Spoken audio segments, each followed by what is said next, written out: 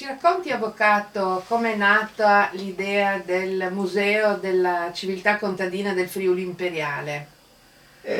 Sì, è una cosa strana, però ehm, negli anni 50, quando mi accingevo a restaurare, o meglio a rifare l'azienda agricola di San Floriano, mi resi conto che tutti gli attrezzi che si erano usati in passato erano ormai diventati inutili e difatti la gente li buttava, no?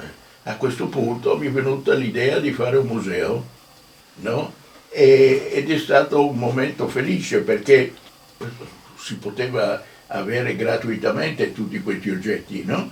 E io ho cominciato a immagazzinare e ho immagazzinato per circa 20 anni, no? E poi a un certo punto avevo tanta roba, circa 6.000 reperti, e andavo a cercare un posto dove metterli perché avevo bisogno di spazio. E sono venuto qui a Iello, dove avevo ereditato da uno zio un fabbricato e avevo cominciato a restaurarlo, se non che il geometra del posto, che era il padre del professor Perini, no? Mi disse: cosa vuol fare, avvocato, qua? Ah, dico il museo. Ah, lei qui non va perché qua le norme non le consentiranno di usare i primi piani, no? Perché occorre 10 quintali al metro quadro, no? Come minimo, no? Erano vecchi solai in legno, se non si poteva fare. Io ho un posto per lei, siamo venuti qua e in questione di 5 minuti abbiamo combinato, perché il prezzo era allettante, era libero, era naturalmente da restaurare un po', no? Da mettere, da adeguare a tutte le norme museali, no? Ma le strutture erano buone. E così ho combinato e l'abbiamo inaugurato nel 92 e con questi 6.000 reperti. Oggi, dopo più di 25 anni, siamo arrivati a 25.000 con donazioni e acquisti che sono tutti esposti e adesso stiamo fotografandoli uno per uno. C'è l'architetto Nocchieri che è il conservatore che se ne occupa e quindi siamo diventati il più grande museo etnografico sia per numero di reperti che per superficie espositiva, eh, senz'altro del Friuli e certamente uno dei primi in Italia. Questa è la situazione che li ho esposto. Quali sono i pezzi più importanti secondo lei? Quali sono le cose davvero speciali che avete? Beh, noi abbiamo un aratro romano attribuito, che viene da Aquileia, però l'abbiamo fatto analizzare col carbonio 14 ed è risultato che era del 1470. Comunque uguale a quelli romani secondo l'iconografia che c'è, no, in giro. No?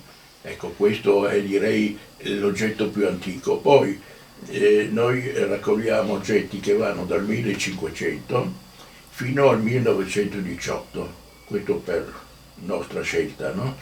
E non accettiamo trattori o tutta la meccanizzazione che è avvenuta dopo negli anni 60, no? Quegli anni là. E, e quindi gli oggetti esposti hanno minimo 100 anni, no? I più giovani hanno 100 anni e gli altri poi vanno gradualmente, no? E continuiamo a ricevere donazioni. Ieri abbiamo portato a casa un, tutta l'attrezzatura di un calzolaio, no? Molto interessante, che aveva iniziato forse già il padre, il nonno, perché sono attrezzi del 1800 Ci sono tanti laboratori artigiani, officine, anche Sì, molto sì. ricchi Noi di abbiamo, strumenti. sì, i paesi rurali come per esempio Aiello a suo tempo erano autosufficienti, cioè oltre all'agricoltura che era l'attività principale c'era l'artigianato, quindi c'era il fabbro per costruire gli attrezzi, il falegname per i mobili, insomma tutto il maniscalco per ferrare gli animali, e quindi era un mondo a sé stante, no? Ecco, di questo abbiamo ricostruito 35 botteghe artigianali con tutti i vecchi attrezzi che erano in uso quella volta. Ecco, questo sì. Quindi gli oggetti sono in gran parte sono tutti originali, in ogni caso sì. Non li abbiamo neanche restaurati, nel senso che abbiamo fatto solo una conservazione, no? Un trattamento di conservazione, no? L'antiruggine per esempio, perché altrimenti sarebbero, sì, e anche il legno, i tarli, tutte queste cose che bisogna fare, non per conservare l'oggetto, ma non costruire un pezzo che è mancante, ecco, per esempio questo non l'abbiamo fatto, no?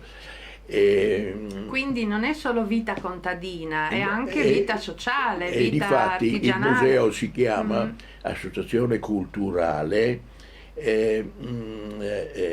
no, della vita rurale, no,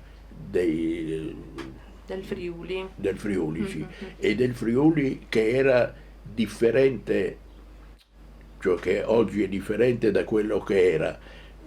Oggi siamo tutti italiani, mentre fino al 18 noi eravamo per 5 secoli, cioè dal 500 al 900, no, 4 secoli esattamente, no? Sotto l'impero, no? Con Massimiliano, no? Certo. Che ha ereditato, eravamo contea di Gorizia e Gradisca, C'è no? anche una sezione dedicata ai lavori femminili. Sì, e tra l'altro abbiamo ricevuto recentemente una donazione da parte della senatrice Vera Squarcialupi di una intera sala che era qui in comodato e che poi l'ha voluta donare al museo. E lì sono tutti manufatti femminili del 1800, che erano i genitori, i nonni, i Era una parenti. famiglia di Era una queste famiglia parti, no? sì, di Di Cavazzano, che è il Cavenzano. comune di Campologo, no? E quindi sì, è tutta roba che era in questa parte del Friuli, chiamiamo orientale, no? Noi lo abbiamo chiamato imperiale, no? Perché era sotto l'impero, no? Quindi si differisce molto dagli altri musei analoghi che sono sorti in Friuli, no? Perché sotto l'impero erano tecnologicamente molto più avanzati. È un museo antico ma anche moderno perché è presente sui social, su Facebook, Ah beh, dove naturalmente sì. avete molte Certo, contatti, no? sì, lo facciamo perché il museo è oggi, no? Vive. Abbiamo Certo. computerizzato tutte le schede, per esempio, no? Se si vuol cercare qualcosa, troviamo il settore e troviamo esattamente l'oggetto, no? Sono 25.000, come si fa a ricordarsi? No, certo. Non è possibile, quindi bisogna usare la tecnica che ci consente, no, di fare questo, no? È anche un museo che ha tanti visitatori, da quello Sì, che... certo, e soprattutto le scolaresche, perché eh, per i giovani di oggi delle scuole elementari sono tutti oggetti misteriosi. Ogni tanto c'è qualcuno che dice, ah, questo oggetto lo aveva anche mio nonno, no? Però devono riferirsi addirittura a due a due generazioni generazioni, più sì. in su, no? Invece i giovani sono del tutto, no? Per esempio, se vuole le racconto un episodio. Facevo io da guida a una scolaresca della quarta, quinta elementare, e a un certo punto chiedo, sapete no, faccio una domanda e dico, sapete dove nascono i pulcini? E silenzio assoluto. Poi uno, il solito, no, mi dice al supermercato. E sa che era vero perché mi sono fatto spiegare. Lui aveva visto una incubatrice aperta dove erano appena nati questi pulcini gialli tutti uguali con una lampada per tenere caldo, no? Al posto della chioccia, no? E lui la prima volta li ha visti lì e non c'era niente. Ha detto la verità. Certo. Senta, che progetti ha per il futuro questo museo? Ma, Cosa vorrebbe lei ancora sviluppare? Ma noi cerchiamo soprattutto di fare cultura, di produrre cultura. Abbiamo fatto più di 150 pubblicazioni in questi anni relative agli oggetti o ai settori che sono qui al museo, perché resti una memoria tangibile. Per esempio mais, no? Spieghiamo ai ragazzi come si semina, come si coltiva, come si raccoglie e tutto, illustrando con gli oggetti che si usavano all'epoca. Oggi il mais si raccoglie alla fine con una mietitrebbia è finito tutto, no? Mentre prima c'era tutto un lavoro, bisognava andare nel campo, tirare a mano le pannocchie, metterle sul carro, portarle, scaricare in stalla, che era caldo quella volta nella stalla, spelarle, sgranarle con degli attrezzi appositi. Poi ci sono venute anche delle macchine. Noi abbiamo una collezione di macchine che ne mostra di 20 pezzi che illustrano l'evoluzione dell'attrezzo, no? Anche. E poi quindi dopo la mettevano sui granai che si asciugasse. Adesso ci sono gli essicatoi. Beh, no, quella volta no, è tutto a mano veniva fatto sto lavoro, no? Certo. Quindi se lei pensa, non c'erano le quantità di oggi, però ciò nonostante era un lavoro impegnativo.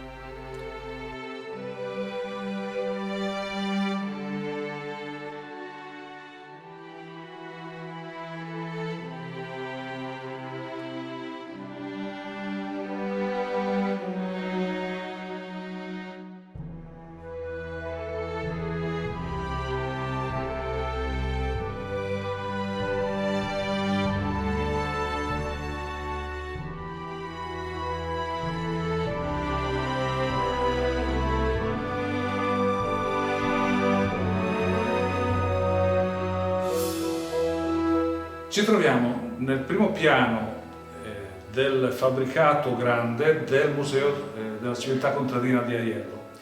In questa sala, che anticamente era un granaio, abbiamo raccolto agli estremi il mestiere del fabbro.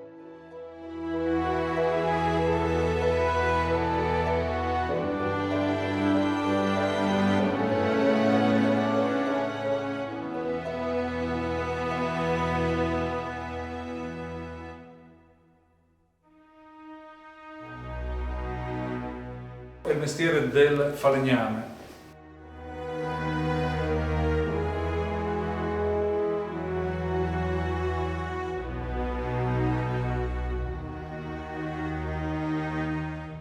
E nel mezzo abbiamo collocato tutti i settori, le varie attività artigianali dell'epoca e alcuni aspetti della vita quotidiana delle persone, del periodo che va dal 1500 alla fine della Prima Guerra Mondiale.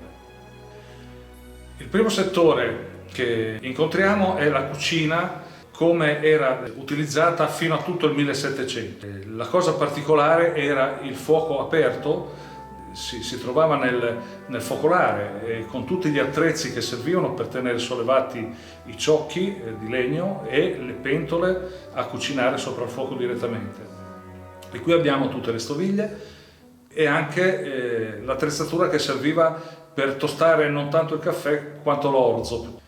Il secondo settore che incontriamo è quello del pursitar, cioè il macellaio che andando di casa in casa uccideva il maiale e preparava le carni per la conservazione per l'inverno. Questo settore illustra invece la cucina tipica dall'800 in poi. La caratteristica di questa stanza, di questo ambiente, era la stufa e quindi il fuoco chiuso. Questa invenzione cambiò completamente la vita delle persone, soprattutto delle donne, che furono anche più libere per andare a lavorare nelle fabbriche e quindi a produrre un maggiore reddito per la famiglia. Questo settore illustra invece la dispensa. La dispensa in realtà nella casa contadina non esisteva, ma qui abbiamo raccolto tutta l'attrezzatura che era in uso per la conservazione degli alimenti, dalle moschiere mobili con la rete dentro i quali si poteva mettere gli alimenti per non essere aggrediti dalle mosche o da altri animali, e poi abbiamo là dietro una ghiacciaia, e la ghiacciaia fu il primo frigorifero praticamente. Questo è il settore della sarta. Qui abbiamo raccolto tutti gli strumenti che usava la sarta per cucire vestiti di tutte le famiglie più abbienti, mentre le famiglie più povere cucivano tutto in casa. Le bambine andavano ad imparare il cucito durante gli anni della scuola. Questo è il settore che illustra il tema del viaggio.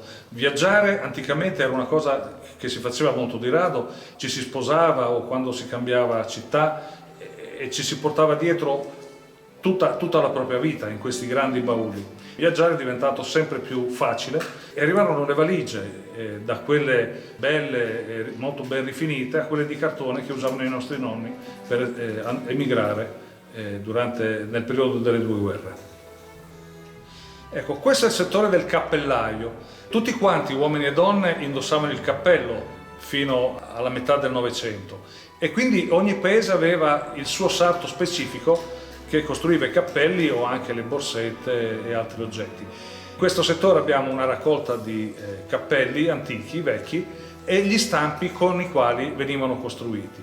Qui in basso vediamo le cappelliere, perché quando si andava in viaggio chiaramente il cappello non si poteva mettere in valigia perché si sarebbe rovinato, e allora c'era un bagaglio apposta per questo oggetto. Qui siamo invece nella camera da letto, che era costituita di elementi semplici, un letto fatto con le foglie del grano turco che veniva rinnovato tutti gli anni. Poi ci sono gli scaldini, i telai per scaldare il letto, più che altro per asciugarlo, perché l'umidità nelle case era veramente importante.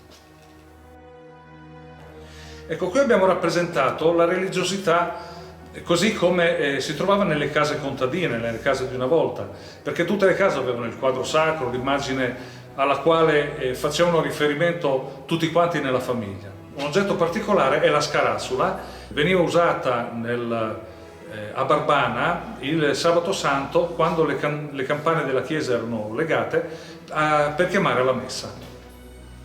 In questo settore abbiamo raccolto l'attività del bucato, che era un'attività complessa e che durava diversi giorni e veniva fatta poche volte durante l'anno. E addirittura prima di iniziare questa attività le donne accendevano un cero alla Madonna perché mantenesse il tempo sereno per non rovinare il lavoro di diversi giorni. L'oggetto principale era la caldaia, la grande caldaia dove si metteva la biancheria, sopra la quale veniva steso il telo per mettere poi la cenere e fare la lisciva. Questo settore rappresenta il bagno. In realtà nelle case contadine il bagno non c'era, il gabinetto o la latrina si trovava in cortile. Per non uscire di notte c'erano in uso i vasi da notte oppure i catini con la brocca per lavarsi la mattina. Ma nelle case eleganti, nelle case di città, c'erano già le vasche e c'era anche lo scaldabagno. Qui ne abbiamo uno dell'800 e uno del 900. Qui abbiamo raccolto un po' la storia dell'illuminazione, dalle prime lanterne con le candele alle lanterne a petrolio o a olio, a quelle a carburo, per poi arrivare ai primi impianti elettrici, quelli che venivano montati esternamente al muro, che sono storia del secolo scorso. Ecco, questo è il settore della tessitura. Qui ci sono 3 telai di diverse epoche, perché in tutte le case si tesseva la lana per i vestiti o per gli oggetti che occorrevano. Lì abbiamo anche 2 macchine da maglieria dell'800, sono macchine svizzere del tutto uguali a quelle moderne, a quelle odierne, a quelle attuali.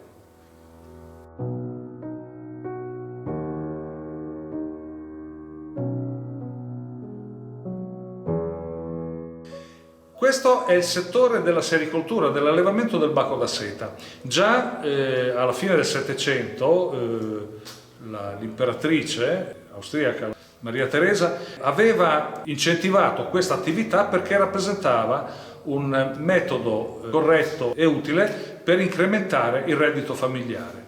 Qui abbiamo una raccolta di telai sui quali si sposavano le foglie del gelso e i bachi che crescevano, e tutte le macchine per tagliare le foglie del gesso. Questo settore invece è dedicato al materassaio, cioè la persona che andava di casa in casa e ogni 2 o 3 anni riassestava i materassi, li ricostruiva, materassi che erano fatti con la lana delle pecore o col crinale del cavallo, come è illustrato in questo settore. Qui abbiamo una raccolta delle macchine che servivano per affilare le lame. Questo è un pochino il lavoro dell'arrotino, un lavoro solitario della persona che girava di paese in paese per affilare le lame dei coltelli e delle forbici e delle massaie.